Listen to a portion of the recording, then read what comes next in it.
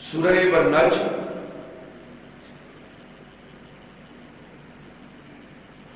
یہ مکی سورت ہے، مکہ المکرمہ میں نازل ہوئی۔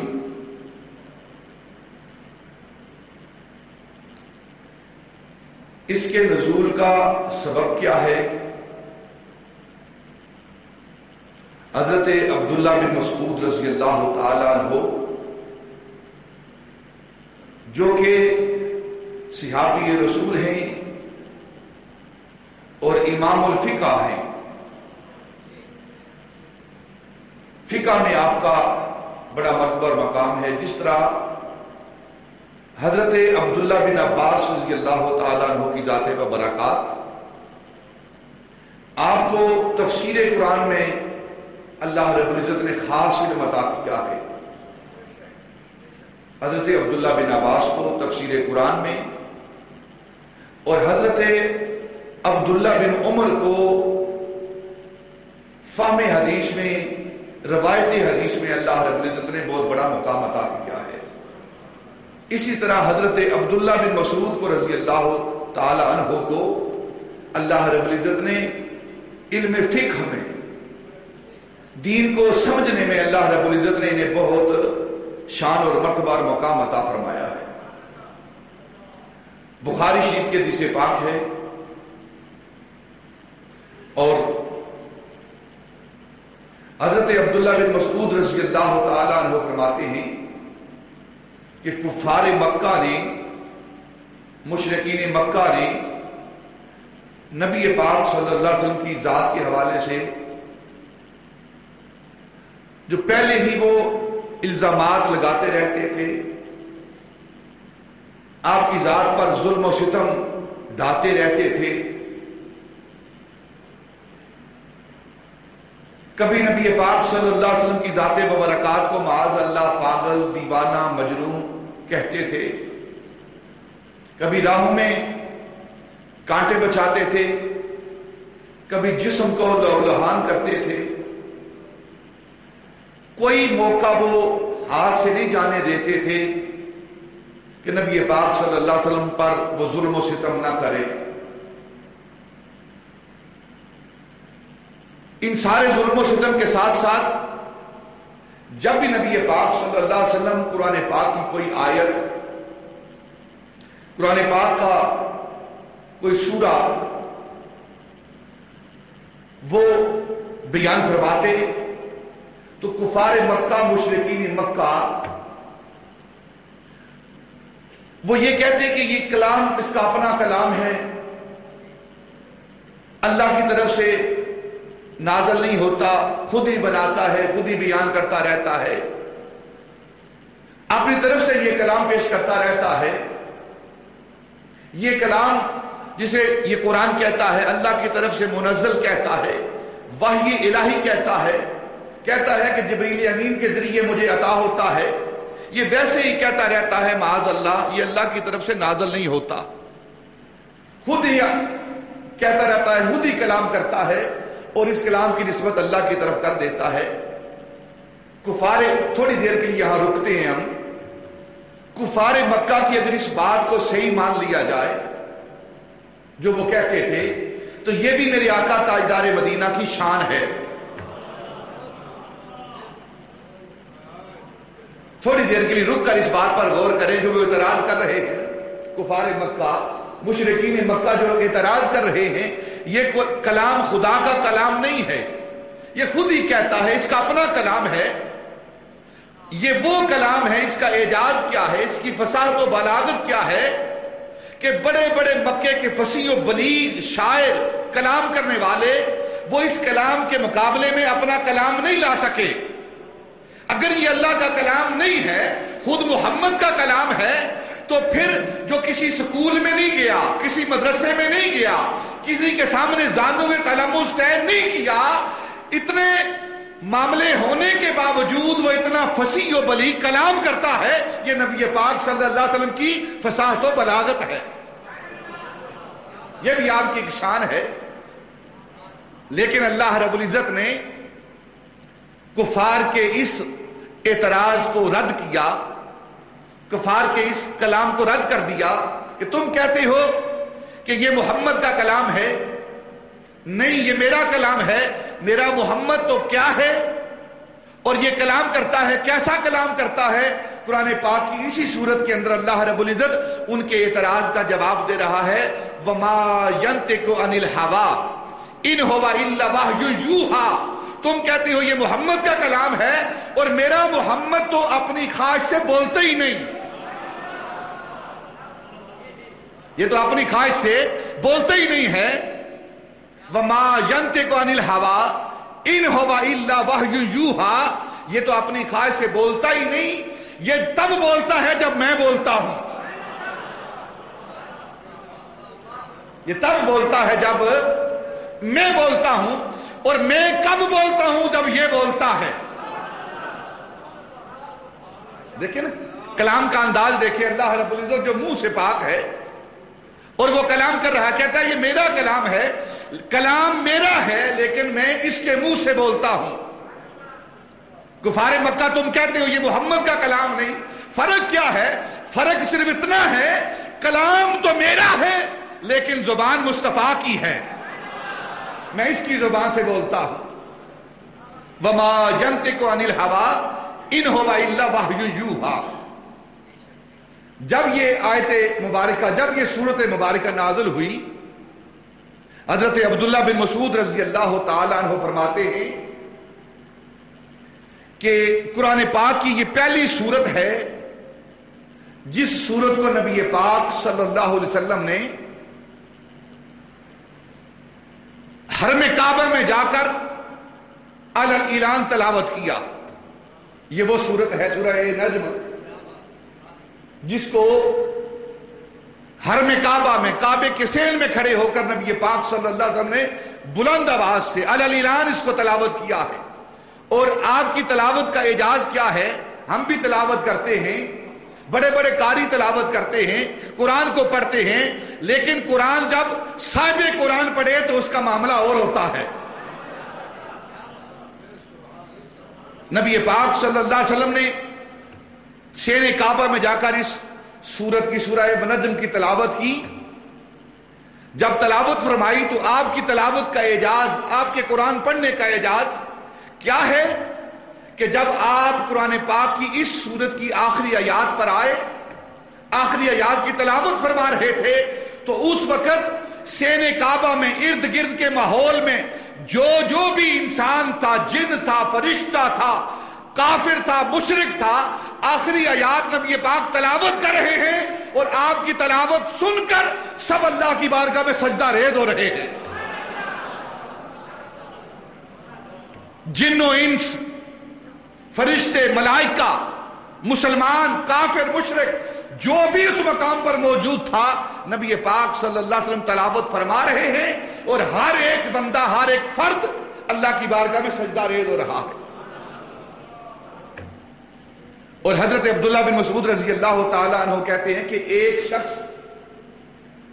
جب سب سجدہ ریز ہو گئے، اللہ کی بارگاہ میں سجدہ کرنے لگے، ایک شخص اپنے مقام پر بیٹھا رہا، اس نے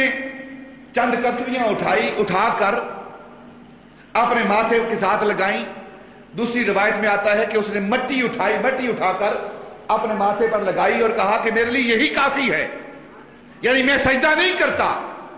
مجھے سجدے کی ضرورت نہیں۔ تو حضرت عبداللہ بن مسعود رضی اللہ تعالیٰ عنہ فرماتے ہیں میں نے دیکھا کہ جو شخص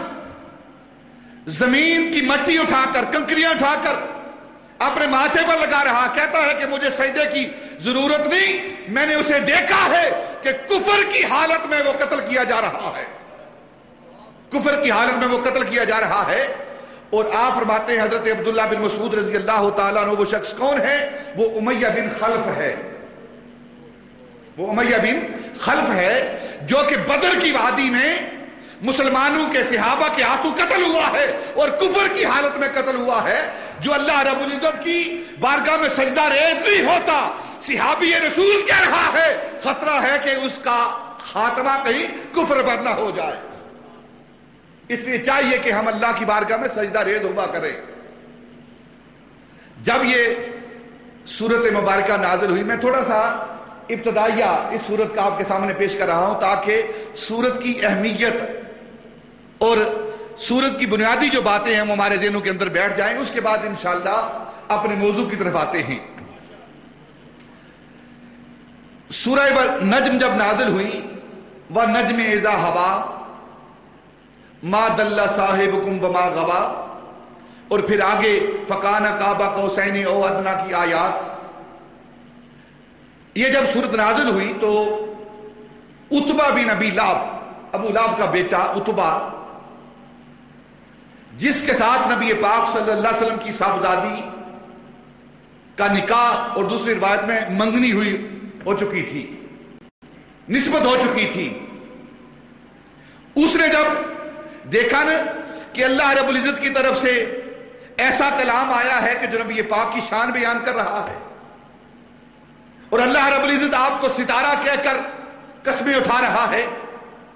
نجم کہہ کر قسمیں اٹھا رہا ہے، فَكَانَ قَابَ قَوْسَيْنِ او ادنا کی بات کر رہا ہے، فَأَوْحَىٰ إِلَىٰ عَبْدِهِ مَا أَوْحَىٰ کی بات کر رہا ہے، تو وہ آ کر کہنے لگا، عتبہ بن ابی لہب کہنے لگا کہ میں نہ وہ نجم کو مانتا ہوں اور نہ ہی فَكَانَ قَابَ قَوْسَيْنِ کو مانتا ہوں، میں انکار کرتا ہوں. اور اس کے ساتھ ساتھ جو آپ کی صاحبزادی ہے اس کو اپنی زوجیت سے خارج کرتا ہوں. جب اس نے یہ بات کہی، نبی پاک صلی اللہ علیہ وسلم نے اللہ کی بارگاہ میں ہاتھ اٹھائے، یا اللہ یہ کلام تو نے نازل کیا ہے، مجھ پر نازل کیا ہے، فَكَانَ قَابَ قَوْسَيْنِ کا مرتبہ اور مقام تو نے بیان کیا ہے اور یہ اس مقام کا انکار کر رہا ہے. یا اللہ میں محمد تیری بارگاہ میں ہاتھ اٹھاتا ہوں، دعا کرتا ہوں، اللہم سلط علیہ قلب من کلابک، اے اللہ اپنے کتوں میں سے ایک کتا اس پر مسلط کر دے، اپنے کتوں میں سے ایک کتا اس پر مسلط کر دے. حضرت عبداللہ بن مسعود رضی اللہ تعالیٰ عنہ فرماتے ہیں کہ جب نبی پاک صلی اللہ علیہ وسلم نے یہ دعا کی تو ابو لہب وہاں موجود ہے، اس کے سامنے یہ نبی پاک دعا کر رہے ہیں. تھوڑے ہی دنوں کے بعد ابو لہب، اس کا بیٹا عتبہ اور دوسرے کفار مکہ، مشرکین مکہ سفر شام کے لیے تجارت کی غرض سے شام کا سفر کر رہے ہیں. جب شام کا سفر کر رہے ہیں تو سفر کرتے کرتے راستے میں ایک جگہ انہوں نے پڑاؤ کیا، قیام کیا، سفر میں ٹھہرے، رات بسر کرنے کے لیے، شب باشی کے لیے وہ ایک جگہ مقیم ہوئے، اپنے خیموں کو لگایا اور جس مقام پر انہوں نے شاباشی کا ارادہ کیا، رات بسر کرنے کا ارادہ کیا، اس کے قریب ہی ایک راہب کا گھر تھا. اس راہب نے دیکھا کہ اس میدان میں، اس مقام پر جنگل کے قریب ان لوگوں نے آ کر ڈیرا لگایا ہے، تو وہ آ کر کہنے لگا یہاں قیام نہ کریں، یہ جگہ قیام کے لیے بہتر نہیں، یہ درندوں کی وادی ہے، یہاں چیر پھاڑ کرنے والے بہائم درندے موجود ہیں، یہاں قیام نہ کریں، اگر قیام کرنا ہے تو اپنی حفاظت کا اہتمام کریں. جب راہب نے یہ بات کی نا تو فوراً ابو لہب کے ذہن میں نبی پاک صلی اللہ علیہ وسلم کی زبان سے نکلے وہ لفظ وہ اس کے ذہن میں آئے کہ یہ وادی ہے،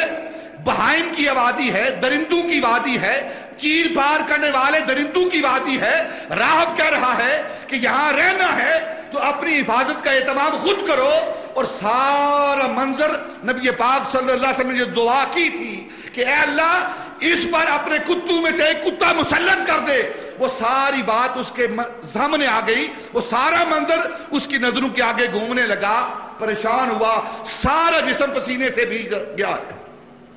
تو کہنے لگا دوستوں سے، کہنے لگا دوستو یہ میرا بیٹا ہے، جوان ہے، میں اسے بڑی محبت کرتا ہوں، میں آپ سے گزارش کرتا ہوں کہ رات کو اس کا خیال رکھنا، کہیں محمد کی دعا قبول نہ ہو جائے، محمد کی دعا سچ نہ ہو جائے، جو اس نے میرے بیٹے کے بارے میں کہا ہے کہیں پورا نہ ہو جائے، اس کا تم نے خیال رکھنا ہے.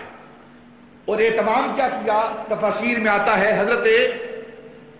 علامہ بدر الدین عینی رحمت اللہ تعالی علیہ نے عمدۃ القاری میں اس واقعہ کو نقل کیا. آپ فرماتے ہیں کہ اس ابو لہب نے کیا اہتمام کیا کہ سب سے پہلے قافلے کے ارد گرد اس نے اپنے اونٹوں کو بٹھایا. اونٹ وہاں بیٹھ جائیں آگے پیچھے، تاکہ اگر کوئی بہائم میں سے، درندوں میں سے کوئی جانور آتا ہے تو ظاہر ہے وہ شکار کے لیے آئے گا، گوشت کے لیے آئے گا، شکار کرنے کے لیے آئے گا، تو وہ ادھر سے اونٹ لے کر واپس چلا جائے اور میرے بیٹے تک نہ پہنچے. پھر دوسرا اہتمام کیا کیا کہ جو قافلے کے افراد تھے انہیں ایک دائرے کی صورت میں انہیں بٹھایا کہ تم یہاں بیٹھ کر یہیں لیٹو گے، یہیں آرام کرو گے، اور پھر اس دائرے کے اندر اپنے بیٹے کو لٹایا، اتبا کو لٹایا، تاکہ کوئی بہائم میں سے، جانوروں میں سے کوئی جانور، کوئی چیر پھاڑ کرنے والا میرے بیٹے تک نہ پہنچ جائے. لیکن مصطفیٰ کی زبان سے نکلے ہوئے لفظ تو پورے ہو کے رہتے ہیں، چاہے کوئی کتنا اہتمام کرے. رات ہوئی، اللہ رب العزت نے ان پر نیند کو مسلط کیا. جب نیند آ گئی تو جنگل سے، اس وادی سے ایک شیر نکلا. وہ آیا سونگتا سونگتا، کسی اونٹ کو ہاتھ نہیں لگا رہا، کسی دوسرے فرد کو نہیں ہاتھ لگا رہا، سیدھا سونگتا سونگتا آ کر جب وہ اتبا کے پاس آیا، سونگا تو ایک زور سے پنجہ مارا اور اسے ہلاک کر دیا. پنجہ مار کے ہلاک کر دیا. شکار کے لیے نہیں آیا، وہ پیٹ بھرنے کے لیے نہیں آیا. وہ اگر شکار کے لیے آتا، پیٹ بھرنے کے لیے آتا تو سب سے بہتر غذا اونٹوں کی موجود تھی، کسی اور فرد کو مارتا، اس کا شکار کرتا. وہ شیر آیا ہے مصطفیٰ کی دعا پوری کرنے کے لیے اور گستاخ رسول کو ختم کرنے کے لیے. اور پھر اگر شکار کے لیے آتا تو شیر اگر شکار کرتا ہے، پنجہ مارتا ہے، دانت لگاتا ہے، خون نکالتا ہے، وہ گوشت لے کر جاتا، گوشت کھاتا، اس کا خون پیتا، اس کے جسم سے خون نکالتا. لیکن نہیں، اس نے پنجہ مارا ہے، پنجہ مار کر اسے ہلاک کر دیا اور واپس لوٹ گیا ہے. کیا مطلب کہ جو شیر ہے، جو جانور ہیں، وہ بھی جانتے ہیں کہ جو گستاخ رسول ہیں وہ نجس ہیں، ناپاک ہیں، ان کا جسم کا گوشت بھی ناپاک ہے. وہ اللہ کے جو جانور ہیں وہ بھی ناپاک لوگوں کا خون اور گوشت نہیں کھاتے.